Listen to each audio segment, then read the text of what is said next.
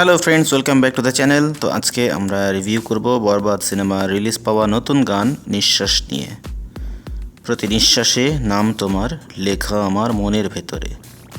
গানটি গেয়েছেন GM আশরাফ। গানটির লিরিক্স এবং কম্পোজার এই কাজটিও তিনিই করেছেন। মিউজিক অ্যারেঞ্জমেন্ট করেছেন আদিব কবির। মিক্সিং এবং মাস্টারিং করেছেন সেই আদিব কবির। তো GM আশরাফ কিন্তু একদম নতুন কোনো সিঙ্গার না, তিনি এর আগেও গান গেয়েছেন। তার মধ্যে উল্লেখযোগ্য একটা গান হচ্ছে টাকলা, যে গানটি তিনি কাজল আরফিন অমির একটি নাটকের জন্য করেছিলেন। এই গানটি তার এখন পর্যন্ত সবচেয়ে বেশি ভিউ পাওয়া গান ইউটিউবে, আপনারা চাইলে সেটা দেখে নিতে পারেন। তো নিঃশ্বাসে গানটি তিনি কেমন গেয়েছেন? তিনি ভালো গেয়েছেন। গানের মধ্যে নায়কের যে দুঃখবোধ, যে তীব্র যন্ত্রণা, সেটা প্রকাশ পেয়েছে।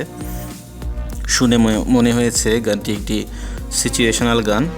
হয়তো সিনেমাতে এমন কোনো সিচুয়েশনে গানটিকে ব্যবহার করা হয়েছে যখন নায়ক শাকিব খানের মনের মধ্যে ঝড় বইছে, প্রেমে প্রত্যাখ্যান হবার বা কেউ তার ভালোবাসাকে অপমান করবার জ্বালা, তার মনে যে ঝড় চলছে সেই জ্বালা যন্ত্রণার কারণে, সেটাকে রিপ্রেজেন্ট করেছে এই নিঃশ্বাস গানটি। তো আমরা একটু ডিটেইল ব্যাখ্যা করি। এই গানের প্রত্যেকটা লাইন যেন একজন মানুষের গভীর কষ্ট এবং মানসিক যন্ত্রণার বহিঃপ্রকাশ। ভালোবাসার মানুষটিকে যদি না পায় তাহলে জীবন যে অর্থহীন হয়ে ওঠে, এমন ভাবনা থেকেই গানের কথা গড়ে উঠেছে। প্রেমিক তার প্রেমিকার নাম নিজের হৃদয়ের গভীরে লিখে রেখেছে। প্রতিটি শ্বাস প্রশ্বাসে সে কেবল তারই কথা ভাবে। কিন্তু প্রেমিকা যদি তার না হয় তাহলে সে এতটাই দুঃখে পুড়ে যাবে যে দুনিয়ার সব কিছু ধ্বংস করে দেওয়ার মতো অনুভূতি তার মধ্যে কাজ করবে। প্রেমিকের মানসিক অবস্থা ভালোবাসার ব্যথায় এতটাই বিপর্যস্ত যে সে নিজেকেই হারিয়ে ফেলেছে। তার চোখ আর কিছুই বোঝে না, কেবল প্রেমিকাকে ছাড়া সবই অর্থহীন মনে হয়। যদি প্রয়োজন হয় তবে সে সব কিছু ত্যাগ করতেও প্রস্তুত, শুধুমাত্র তাকে পাওয়ার জন্য। তার মনে যে ঝড় বয়ে যাচ্ছে, সে ঝড়ে তার জীবন এলোমেলো হয়ে যাচ্ছে, কিন্তু এই কষ্টের কথা সে কাউকে বোঝাতে পারছে না। ভালোবাসার যন্ত্রণা সহ্য করতে না পেরে সে এমন সিদ্ধান্তের দিকেও চলে যেতে পারে যেখানে তার নিজের জীবন শেষ হয়ে যাবে। তার হতাশার বহিঃপ্রকাশ ঘটাতে সে এই ধরনের কথা বলছে গানের মাধ্যমে। প্রেমিকা হয়তো প্রেমিকের ভালোবাসাকে সম্মান দেয়নি, অপমান করেছে, কিংবা তার সম্পর্কে ভুল কথা প্রচলন করেছে। তার মনের মধ্যে এই যে অপমান এবং প্রতিবাদ, এগুলো তার মনে প্রতিশোধের আগুন জ্বালিয়ে দিয়েছে। সে মনে করছে যদি সে এই মেয়েটিকে না পায় তাহলে অন্য কেউ তাকে পাবে না। এই গানটি এক গভীর প্রেমিকের হৃদয় বিদারক অনুভূতির প্রতিফলন। প্রেমিকা তাকে ছেড়ে চলে গেছে বা সে প্রতারণার শিকার হয়েছে, এমন একটি পরিস্থিতি ফুটিয়ে তোলা হয়েছে গানের কথায়। গানটি প্রেমে ব্যর্থ হওয়ার বেদনাকে তুলে ধরে এবং এক ধরনের আত্মধ্বংসী মানসিক অবস্থার ইঙ্গিত দেয়। এই গানটি এক দুঃখী হৃদয়ের আর্তনাদ, যেখানে ভালোবাসা পরিণত হয়েছে যন্ত্রণায়।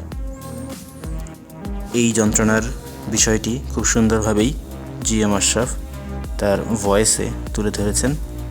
আমরা গানের লিরিক্যাল পার্টটাই বেশি দেখেছি। সিনেমার দুই একটা দৃশ্য ছাড়া ম্যাক্সিমাম দৃশ্যই এখানে আগে আমরা টিজারে দেখেছিলাম। নতুন কোনো দৃশ্য সেভাবে এখানে শেয়ার করা হয়নি।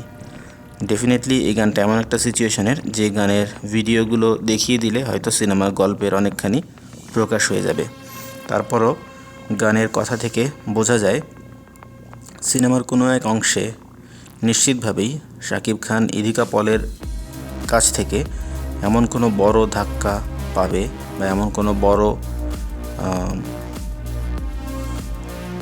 ব্যথা পাবে যা তাকে এভাবে বিপর্যস্ত করে তোলে, এবং এই গানটিকে তার প্রতিবাদ স্বরূপ, সেই দুঃখের প্রতিফলন স্বরূপ গানটি সে গায়।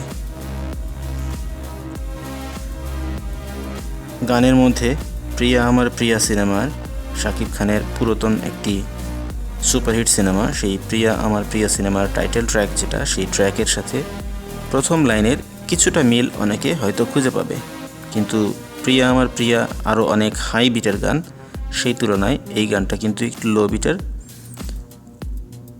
সো সেই ধরনের তুলনায় যাব না। গানটি ভালো লেগেছে, আপনাদের ভালো লেগে থাকলে আমাদের কমেন্ট করে জানান। আর যদি আমাদের চ্যানেলে নতুন হয়ে থাকেন অবশ্যই সাবস্ক্রাইব করবেন। ভিডিও ভালো লেগে থাকলে লাইক করবেন, শেয়ার করে আপনার বন্ধুদেরকে দেখার সুযোগ করে দেবেন। আজকের মতো এখানেই বিদায়।